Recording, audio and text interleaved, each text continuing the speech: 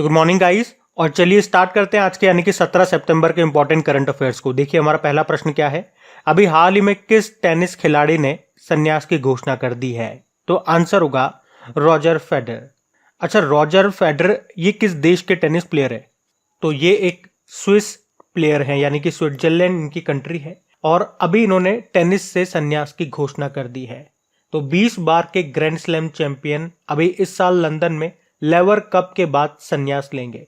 उन्होंने अपना पहला ग्रैंड स्लैम खिताब ये विंबलडन के रूप में 2003 में जीता था और अभी तक टोटल 20 ग्रैंड स्लैम जीत चुके हैं। आपको पता है साल में 4 ग्रैंड स्लैम होते हैं, Australian open, French open, Wimbledon open और यूएस ओपन। तो 6 तो ऑस्ट्रेलियन ओपन जीता, 1 फ्रेंच ओपन, 8 विंबलडन ओपन और 5 यूएस ओपन इन्होंने जीते। अच्छा, इसी तरह से आपको याद आएगा अभी 23 बार की grand slam champion Serena William ने भी संन्यास की घोषणा कर दी है। और अभी कल परसों हमने एक प्रश्न पढ़ा था, चलो अभी मैं आपसे पूछता हूं कि बताओ किस पूर्व भारतीय टेनिस खिलाड़ी और डेविस कप कप्तान का भी निधन हो गया? उनके नाम में खास बात क्या है? 2020 में Dronacharya life time achievement award पाने वाले वो पहले टेनिस कोच थे, तो नाम तो इंपॉर्टेंट होगा। उनका नाम है नरेश कुमार।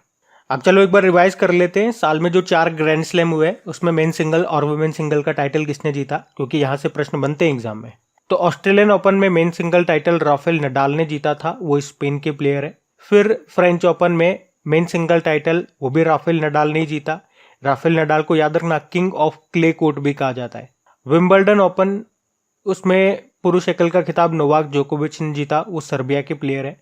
और अभी कुछ दिन पहले ही पड़ा था यूएस ओपन, ये कार्लोस अल्काराज ने जीता है, ये स्पेन से है। वुमेन सिंगल की बात करें तो ऑस्ट्रेलियन ओपन में एस्ले बार्टी विजेता रही, ये ऑस्ट्रेलिया की है, संन्यास ले लिया इन्होंने अभी। और फ्रेंच ओपन में इगा स्विटेक ने जीता, ये पोलैंड की है। विंबलडन ओपन में एलिना रिबाकिना ने जीता, ये कजाकिस्तान की है। और अभी यूएस ओपन को इगा स्विटेक ने ही जीता है, जो कि पोलैंड की है। तो इतने पॉइंट्स आपको याद रखने हैं, बढ़ते आगे। चलो बताओ, अभी हाल ही में डिजिटल एड्रेसिंग सिस्टम लागू करने वाला पहला शहर कौन सा बन गया? तो आंसर होगा इंदौर। इसका मतलब है कि अब इंदौर ये दुनिया का पहला ऐसा शहर होगा जहां हर व्यक्ति का अपना एक डिजिटल एड्रेस होगा। यानी अब इंदौर में किसी भी व्यक्ति को खोजना बहुत ही आसान होगा।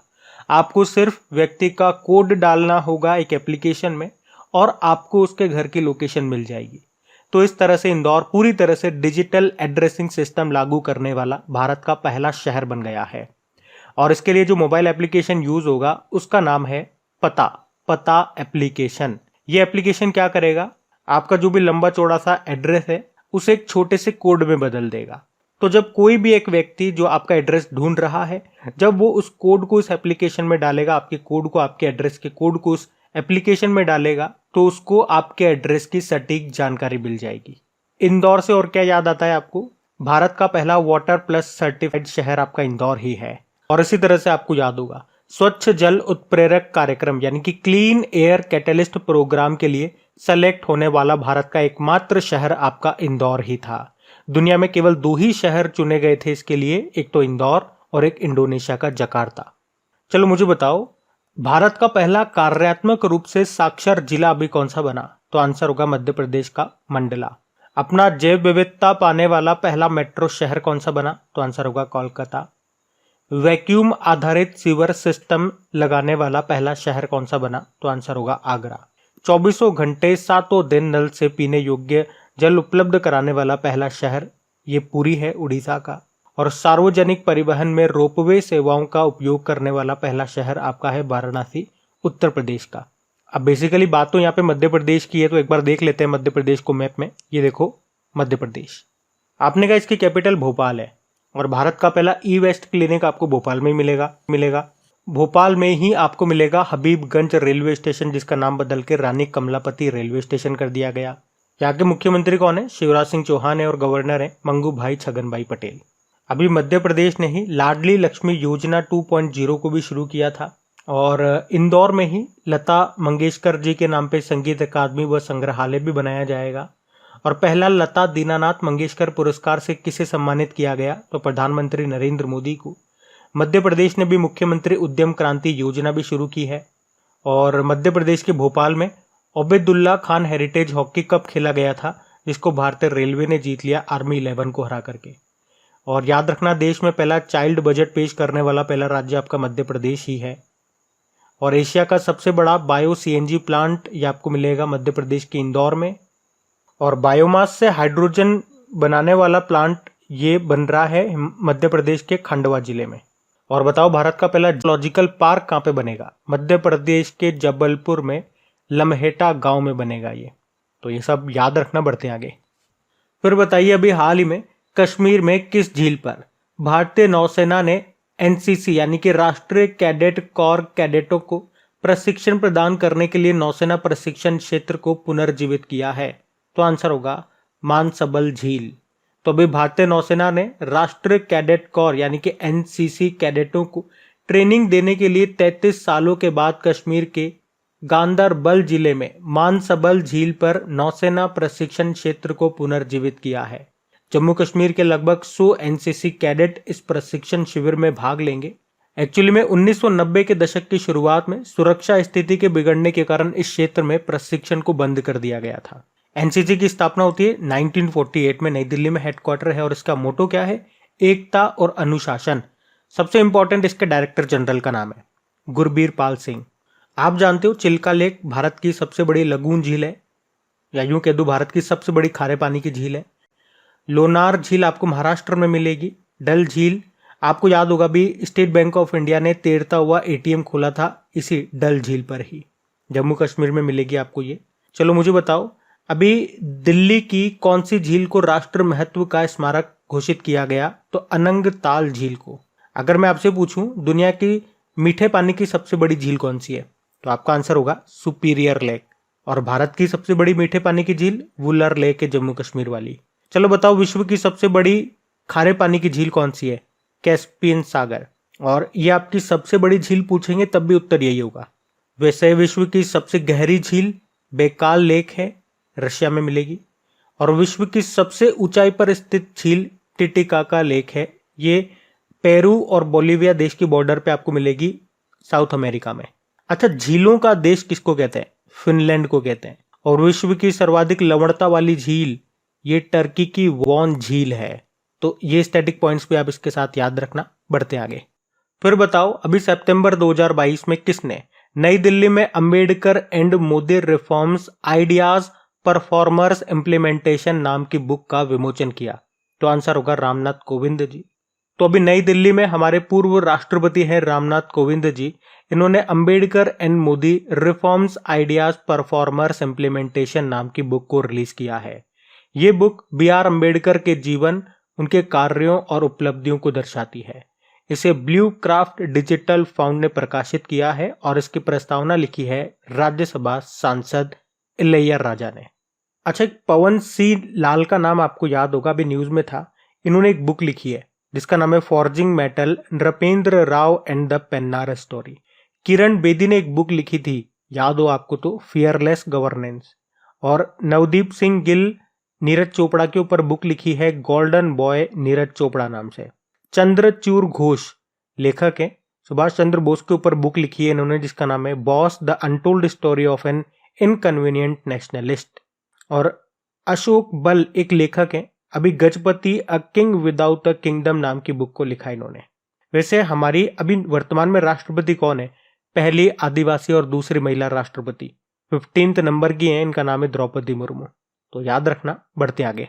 फिर बताओ, अभी सितंबर 2022 को जारी फोर्ब्स की रियल टाइम बिलियनियर्स लिस्ट के अनुसार दुनिया के दूसरे सबसे अमीर व्यक्ति कौन बन गए? तो आंसर होगा गौतम अडानी। तो अभी फोर्ब्स के रियल टाइम बिलियनियर्स लिस्ट के अनुसार अडानी ग्रुप के अध्यक्ष गौतम अडानी अमेजोन के जेफ बेजोस को पछाड़ करके दुनिया के दूसरे सबसे अमीर व्यक्ति बन गए हैं। तो अब केवल टेस्ला के CEO एलन मस्क इन्हीं से ये पीछे हैं, जो कि दुनिया के सबसे अमीर व्यक्ति हैं। एलन मस्क की संपत्ति आप देखोगे तो है $273.5 बिलियन और गौतम अडानी की $155.7 बिलियन है। तो ध्यान रखना, बढ़ते आगे। चलो बताओ, अभी विश्व ओजोन दिवस कब मनाया गया? तो आंसर होगा 16 सितंबर को। तो हर साल 16 सितंबर को पूरी दुनिया में ओजोन डे के रूप में मनाया जाता है। ये दिन सभी देशों को हमारी ओजोन लेयर को बचाने के लिए ध्यान खींचने के लिए मनाया जाता है। इस बार की थीम पूछोगे तो वो है पृथ्वी पर जिंदगी बचाने के लिए वैश्विक यानी कि ग्लोबल सपोर्ट। अच्छा, आपको पता है जब भी इंपॉर्टेंट डे वाला क्वेश्चन आता है उस महीने के सारे इंपॉर्टेंट डेज को हम रिवाइज करते हैं। अभी आप वीडियो को 2 मिनट के लिए पॉज करिए और सितंबर में जितने भी इंपॉर्टेंट डेज हमने याद किए हैं उन्हें लिखने की कोशिश कीजिए। मैं आपको आगे चल करके रिवाइज कराऊंगा इसी वीडियो में, लेकिन पहले आप कोशिश कर लीजिए और देखिए कि आपको सारे याद हैं या नहीं है। अभी हम बढ़ते आगे। फिर बताइए, अभी सितंबर 2022 में अंगोला के राष्ट्रपति के रूप में दूसरे कार्यकाल के लिए किसने शपथ ली है? तो आंसर होगा जोआओ लोरेंको। तो अभी जोआओ लोरेंको इन्होंने अंगोला के राष्ट्रपति के रूप में दूसरे कार्यकाल के लिए शपथ ली है। आपको याद है अभी यूके की नई प्रधानमंत्री कौन बनी थी? Liz truss. आइवरी कोस्ट के फिर से प्रधानमंत्री बने थे पैट्रिक अची, और फ्रांस की अभी नई प्रधानमंत्री बनी थी एलिजाबेथ बोर्न। अंगोला की कैपिटल होती है लुआंडा और करेंसी है अंगोलन क्वाजा। ये याद रखना। बढ़ते आगे। चलिए बताइए, भारत पाकिस्तान सीमा पर किस अर्धसैनिक बल के पहले महिला ऊंट सवार दस्ते को तैनात किया जा रहा है? तो आंसर होगा बीएसएफ, बॉर्डर सिक्योरिटी फोर्स। तो आप जानते हो भारत पाकिस्तान सीमा पर हमारी रक्षा करती है बॉर्डर सिक्योरिटी फोर्स, वो तैनात है वहां पे। तो अभी बॉर्डर सिक्योरिटी फोर्स की पहली महिला ऊंट सवारी दस्ते को राजस्थान और गुजरात में भारत पाकिस्तान सीमा पर तैनात किया जाएगा। ये दस्ता दुनिया में अपनी तरह का पहला दस्ता होगा। बॉर्डर सिक्योरिटी फोर्स स्थापना होती है 1965 में। इसके डायरेक्टर जनरल हैं पंकज कुमार सिंह। आप जानते हो ऑपरेशन सर्द हवा या गर्म हवा, इसका आयोजन करता है बॉर्डर सिक्योरिटी फोर्स ही। अच्छा, इसी तरह अगर मैं आपसे पूछूं कि सशस्त्र सीमा बल के डायरेक्टर जनरल कौन है? एसएल थाउसेन है, जिन्हें अभी आपको याद होगा आईटीबीपी का एडिशनल चार्ज भी दिया गया था। क्यों? क्योंकि अभी तक जो आईटीबीपी के डायरेक्टर जनरल थे संजय अरोड़ा, ये दिल्ली पुलिस कमिश्नर बन गए। और बताओ, असम राइफल्स के डायरेक्टर जनरल कौन है प्रमुख? पहले तो ये याद रखो, असम राइफल्स को पूर्वोत्तर का प्रहरी भी कहा जाता है। इसका मुख्यालय आपको शिलोंग में मिलेगा और इसके प्रमुख हैं प्रदीप चंद्रन नायर। एनडीआरएफ के कौन है? अतुल करवाल है। सीआईएसएफ के हैं शीलवर्धन सिंह। सीआरपीएफ के हैं कुलदीप सिंह। और भारतीय तटरक्षक बल के अभी 24वें प्रमुख कौन बने थे? वीएस पठानिया, यानी कि वीरेंद्र सिंह पठानिया। और नेशनल सिक्योरिटी गार्ड के कौन है? एम.ए. गणपति है। ये भी आप याद रखना। बढ़ते आगे। चलो बताओ, हाल ही में किस भारतीय क्रिकेटर ने सभी प्रारूपों से, सभी फॉर्मेट से संन्यास की घोषणा कर दी? तो आंसर होगा रॉबिन उथप्पा। तो भारतीय क्रिकेटर रॉबिन उथप्पा ने अभी भारतीय क्रिकेट के सभी फॉर्मेट से संन्यास की घोषणा कर दी है। भारत के लिए उन्होंने आखिरी बार 2015 में खेला था। वे कर्नाटक राज्य से हैं। और आपको एक करंट अफेयर्स का प्रश्न जरूर याद होगा कि अभी कर्नाटक सरकार ने रॉबिन उथप्पा को ब्रेन हेल्थ इनिशिएटिव का ब्रांड एम्बेसडर बनाया था। अभी हमने पढ़ा था कल ही कि ऑस्ट्रेलिया की प्लेयर हैं राचेल हेंस, अभी उन्होंने अंतर्राष्ट्रीय क्रिकेट से संन्यास की घोषणा कर दी है। अभी ऑस्ट्रेलिया की कप्तान एरॉन फिंच ने भी वनडे इंटरनेशनल से संन्यास ले लिया। इंग्लैंड के इयॉन मॉर्गन ने इंटरनेशनल क्रिकेट से संन्यास लिया। भारत की मिताली राज ने भी इंटरनेशनल क्रिकेट से संन्यास ले लिया। अभी वेस्ट इंडीज के किरोन पोलार्ड ने भी इंटरनेशनल क्रिकेट से संन्यास ले लिया था। तो ये सारे पॉइंट्स याद रखना। बढ़ते आगे। चलो बताओ, हाल ही में विश्व लिम्फोमा जागरूकता दिवस कब मनाया गया? तो आंसर होगा 15 सितंबर को। तो हर साल विश्व भर में 15 सितंबर को ये वर्ल्ड लिम्फोमा डे के रूप में मनाया जाता है। ये दिन लिम्फोमा के बारे में जागरूकता बढ़ाने और लिम्फोमा के विभिन्न रूपों से पीड़ित रोगियों और देखभाल करने वालों के सामने आने वाली विशेष भावनात्मक और मनोसामाजिक चुनौतियों के लिए समर्पित है। ये दिन लिम्फोमा ये गांठों का एक प्रकार का कैंसर होता है जो अन्य प्रकार के कैंसर से थोड़ा अलग होता है। ये शरीर में किसी भी जगह हो सकता है। तो विश्व लिम्फोमा जागरूकता दिवस मनाते हैं 15 सितंबर को ही। चलो, सितंबर के जो भी इंपॉर्टेंट डेज हैं एक बार हम रिवाइज करते हैं। आपने लिखने की कोशिश तो की होगी सही। देखो, अभी 2 सितंबर को वर्ल्ड कोकोनट डे मनाया था। 5 सितंबर को एक तो नेशनल टीचर डे और एक इंटरनेशनल चैरिटी डे मनाया। 8 सितंबर को एक तो वर्ल्ड लिटरेसी डे और एक वर्ल्ड फिजियोथेरेपी डे मनाया। 9 सितंबर को एक तो हिमालय दिवस और एक वर्ल्ड इलेक्ट्रिक व्हीकल डे मनाया। 10 सितंबर को एक तो विश्व आत्महत्या रोकथाम दिवस, वर्ल्ड सुसाइड प्रिवेंशन डे, और एक विश्व प्राथमिक चिकित्सा दिवस यानी कि वर्ल्ड फर्स्ट एड डे मनाया। एक्चुअली में ये दिन तो सितंबर के दूसरे शनिवार को मनाया जाता है। इस बार हमने 10 सितंबर को मनाया।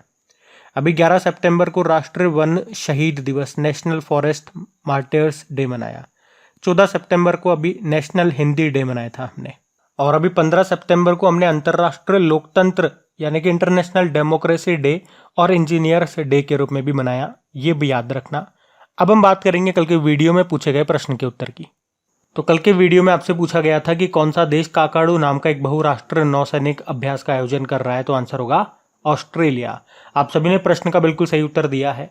और गाइज इन सभी क्वेश्चंस का क्विज बना करके अपलोड कर दिया गया है आपकी करेक्ट एग्जाम एप्लीकेशन पे, वहीं पे इनकी पीडीएफ भी आपको मिल जाएगी। अब ये रहा आज का आपका होमवर्क प्रश्न।